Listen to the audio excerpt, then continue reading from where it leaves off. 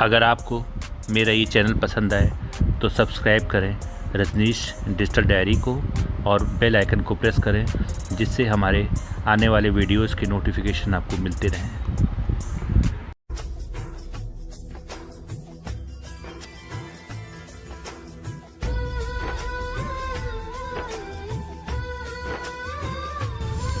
आप सभी साथियों को मेरा सादर अभिनंदन। आइए आज चलते हैं मथुरा से करीब 10 किलोमीटर की दूरी पर वृंदावन में स्थित बांके बिहारी जी के मंदिर। वृंदावन भगवान श्री कृष्ण की क्रीड़ा स्थली भी है। यहाँ की कुंज गलियों में भगवान कृष्ण ने तमाम लीलाएं की हैं। इसी वृंदावन के रमण रेती में राधा और कृष्ण का बांके बिहारी मंदिर बना है। इस मंदिर की देश ही नहीं बल्कि विदेशों में भी काफ़ी मान्यता है। दूर दूर से भक्त यहाँ आकर बांके बिहारी जी के दर्शन कर उनका आशीर्वाद प्राप्त करते हैं। इस मंदिर से जुड़ी ऐसी तमाम रोचक बातें हैं जिसके बारे में शायद आप ना जानते हो या कम ही सुना हो।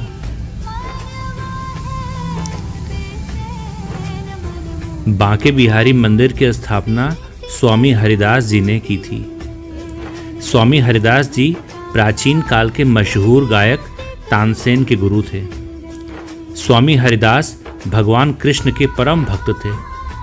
वे निधिवन में तमाम भजन आदि गाकर श्री कृष्ण की भक्ति किया करते थे। उन्हें राधा कृष्ण दर्शन दिया करते थे। एक दिन वृंदावन के लोगों ने हरिदास जी से कहा कि वे भी राधा कृष्ण के दर्शन करना चाहते हैं। तब हरिदास जी ने राधा कृष्ण की आराधना कर लोगों की बात उनसे कही। ध्यान व पूजन के बाद जब उन्होंने अपनी आंखें खोली तो इस मूर्ति को अपने समक्ष पाया।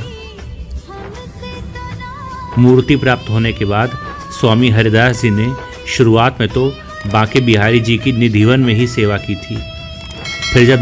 फिर जब अलग से एक मंदिर का निर्माण कार्य संपन्न हो गया तब उनको मंदिर में आम जनता के दर्शन के लिए स्थापित कर दिया गया।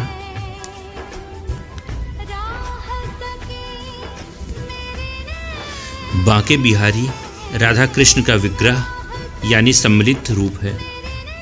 यही कारण है कि बांके बिहारी जी के श्रृंगार में आधी मूर्ति पर महिला और आधी मूर्ति पर पुरुष का श्रृंगार किया जाता है।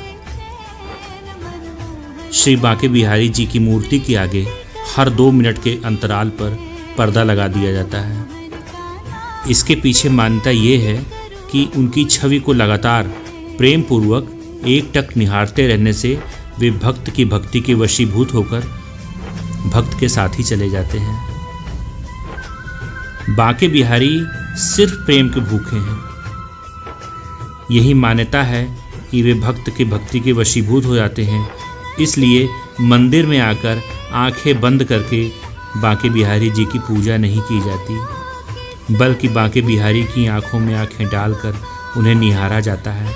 कहा जाता है कि बांके बिहारी की मूर्ति में ऐसा आकर्षण है कि जो भक्त को अपनी ओर खींच लेता है और भक्त की आंखों से अनायास ही आंसू गिरने लगते हैं।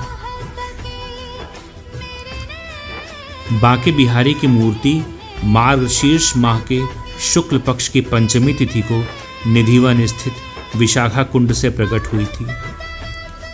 बांके बिहारी की प्राकट्य तिथि को हर साल बिहार पंचमी के रूप में बड़े ही उल्लास के साथ मनाया जाता है। इस दिन वृंदावन में कई धार्मिक आयोजन होते हैं। बिहार पंचमी के दिन ही चरणामृत के स्थान पर भक्तों को पंचामृत बांटा जाता है। बांके बिहारी जी के मंदिर में मंगला आरती साल में केवल एक दिन जन्माष्टमी के ही दिन होती है। इस दिन बांके बिहारी जी के दर्शन केवल सौभाग्यशाली व्यक्तियों को ही प्राप्त हो पाते हैं। बांके बिहारी जी के चरण दर्शन केवल अक्षय तृतीया के दिन ही होते हैं। मान्यता है कि इन चरण कमलों का जो दर्शन कर लेता है उसका तो इस भवसागर से बेड़ा ही पार हो जाता है।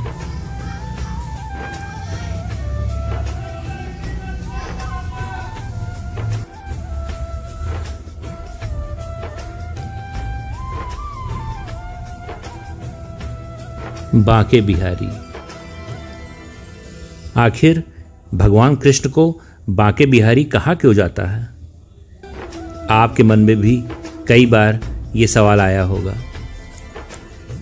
भगवान कृष्ण को बांके बिहारी नाम स्वामी हरिदास ने दिया था। भगवान कृष्ण की हर मुद्रा को बांके बिहारी नहीं कहा जाता, बल्कि 3 कोण पर झुकी हुई मुद्रा को श्री कृष्ण को ही बांके बिहारी के नाम से पुकारा जाता है। 3 कोण यानी होठों पर बांसुरी लगाए, कदम के वृक्ष से कमर टिकाए और एक पैर में दूसरे को फंसाई हुई मुद्रा ही श्री कृष्ण की बांके बिहारी कही जाती है। यही मनोहर रूप श्री कृष्ण का बांके बिहारी का है। जय जय श्री राधे, जय जय श्री राधे कृष्ण, राधे राधे।